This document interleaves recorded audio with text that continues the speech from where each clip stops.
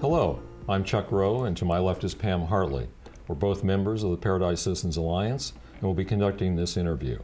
Welcome to our Paradise Citizens Alliance interviews of candidates running for local, nonpartisan elective offices serving our greater Paradise community. These interviews are meant for you, the voters, to learn more about the candidates, their positions on the issues, and to encourage you to vote on November the 8th. By voting, you're exercising one of your greatest rights and privileges as a citizen in our democracy.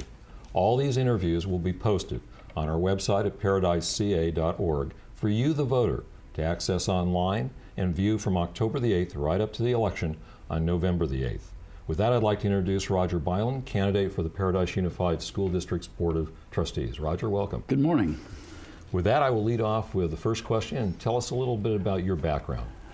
Well, I've had a rather varied background. I've been in education for over 30 years, but I've also owned small businesses and have not been in education for a period of time. And while I was a teacher, I was also in the teachers union, as well as an administrator and as well as superintendent of Paradise Unified School District for 7 years. Thank you, Roger. Roger, why did you decide to run for school board? Well, running for school board was not on my bucket list. But my wife and I are very committed to the Paradise Ridge, the whole Ridge community. We live here. We're concerned about the vitality and that our community will thrive. And a big part of a thriving community is a thriving school district. Mm-hmm. A school district that parents want to send their students to, their children to, but also one that's financially stable. I was very concerned last year when the board majority agreed to contracts that put the district in some financial jeopardy. This spring, I took a look at the budget that was passed by, again, the 3-member board majority, and I felt that it really caused great concern that our district will financially at some point here in the near future crash, that we're on a trajectory of increasingly unable to pay the commitments that we've made with the income we're going to have. And I was moved to run for school board, to be part of that decision-making body, to lend voice to financial stability, and a budget that will sustain excellent programs for students. Roger, you've touched on it a little already, but what do you see as the biggest challenges facing the Paradise Unified School District both now and in the future? Absolutely the budget. When you look at the 3-year projections, you look out to the 3rd year, and we will not be able to pay our bills with the income that we're going to receive. Budgets are built on assumptions, and this budget has all the assumptions that assume that everything is going to be at the maximum income. You sort of get a sense of how much income you're going to have years out, COLA, cost of living increases, and what the state's going to provide. And this budget assumes the very maximum income that we're going to have. If anything were to go wrong, if anything were not to be as significant, as high as it's assumed to be, then the budget's going to have some problems. It has problems anyway. And then you look at the 4th and the 5th year out, not going to be able to pay the bills based on the income that we're going to receive. I spent 10 years in the private sector running my own businesses. You have to look out to the future. You can't just say, can we pay the bills this month or this year? No, you have to look 3, 4, 5 years out and make adjustments accordingly. I believe that is the fundamental challenge of this school district as we move forward. And because I have experience and expertise both in school districts but also the private sector, that I can help in that discussion on the school board to right the ship, to have financial stability, be able to live within our means, but also then promote excellent programs.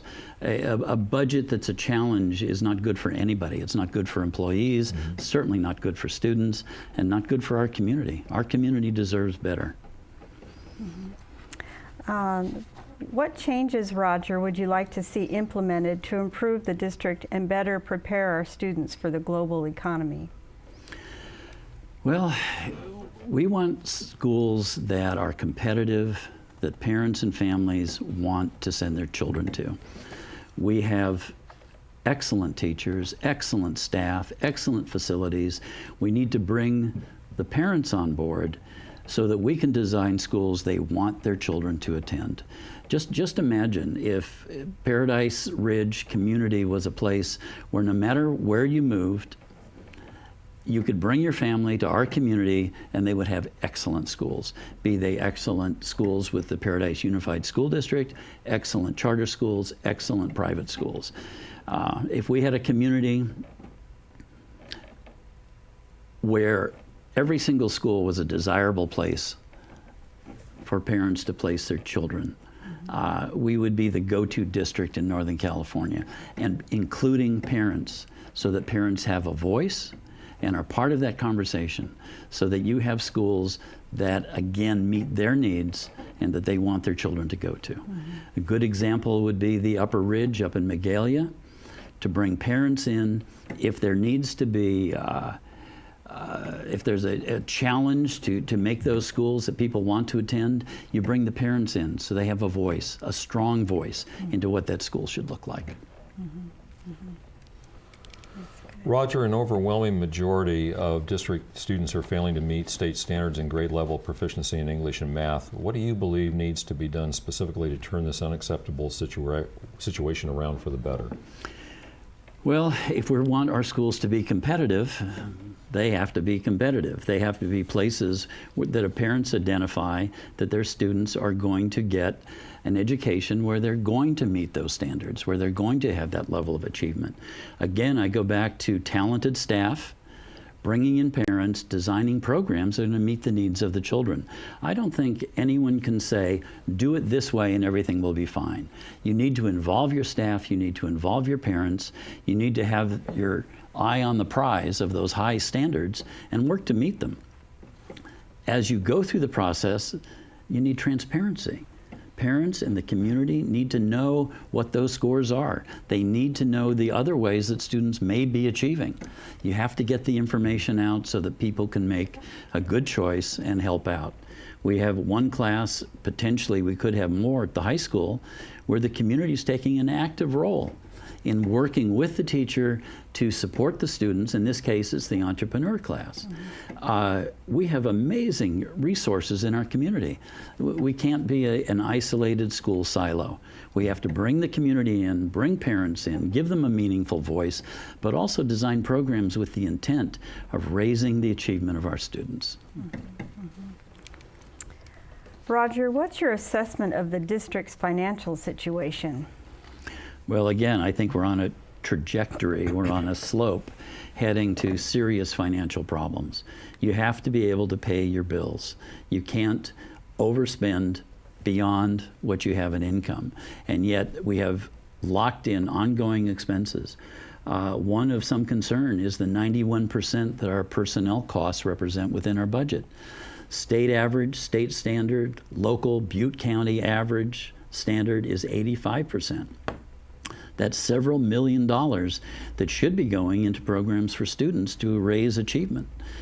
We need to get that balanced again. We have to have a balanced budget where we are allocating our funds not only to paying employees as much as we can reasonably do, but also we can't neglect programs for students. Roger, what is your position with regards to free school choice for parents in our community? I think free choice for parents is absolutely essential. It raises the bar for all of us. If we were just to have one place for parents to go without the opportunity to send their children to somewhere they would prefer, we would have no reason to raise the bar for everybody, quite frankly. If there are schools that parents prefer to attend, we need to take a look at those, because in the Paradise School District, we have the talented teachers, we have the talented resources, we have facilities, we can compete. I think parents should have the opportunity to send their children where they are most comfortable, but I think our schools can and will compete to earn the allegiance, if you will, of parents and students. Recently, Roger, an application for a new charter high school by a chief charter school has been submitted to PUSD School Board. What's your position, if any, with regards to this proposed charter high school? You know, the state has put forth very clear, very straightforward guidelines on the approval of a charter. I have participated in the charter approval training process where I've helped go out and train districts on how to approve charters. If a charter school meets those criteria, good program, solid financial base, charters should be approved. They can't be denied because one doesn't like charters. They can't be denied because it will have an impact on us.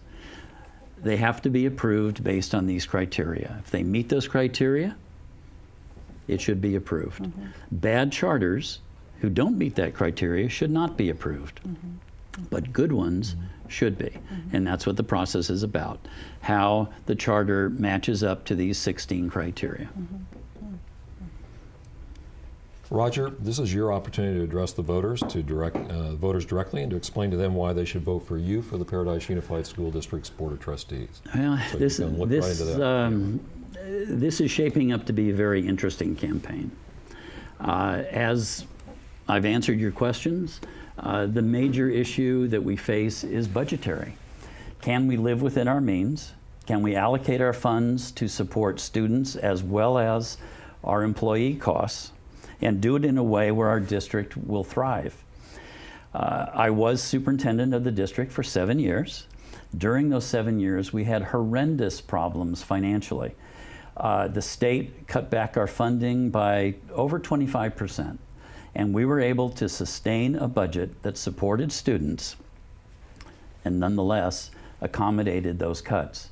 We cut $10 million out of a $40 million budget. So folks may look back on what those years represented, and I would say that I was able to guide the district through those very difficult financial times with the support of the board, so that one, we were solvent, we weren't taken over by another entity, by the state.